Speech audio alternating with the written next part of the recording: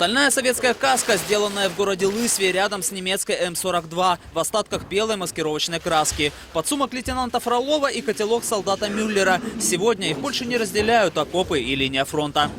Это фрагмент кирпича из стены Брестской крепости, стены казармы 333-го стрелкового полка, оплавленный, превратившийся в стекло. Это немой свидетель, реально немой свидетель вот этой страшной войны. Живые свидетели, солдаты двух противоборствующих армий, задумчиво смотрят с пожелтевших фотографий. В глаза мальчишек, участников местного патриотического отряда «Ориентир», ни разу не выезжавших за пределы Алтайского края. Тем интереснее им рассказы о находках в болотах далекой Новгородчины, подчас совершенно неожиданных.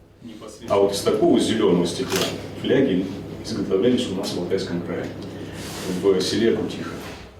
Выставка, приуроченная к 70-летию Великой Победы, стартовала по инициативе депутата Госдумы Александра Прокопьева. От него же районный музей получил в дар редкую книгу «Главные документы Великой Отечественной войны». Такие издания депутат намерен передать в каждую школу или учреждение, где будут организованы выставки.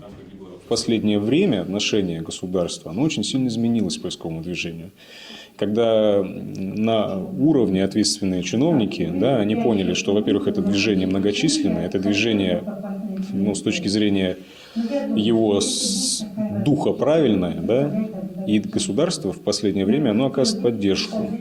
Благодаря такой поддержке и появилась уникальная экспозиция. Порядка 50 подлинных предметов, собранных поисковиками от Брянской Карелии до Украины. В ближайшие месяцы патриотический проект охватит почти все города и районы края.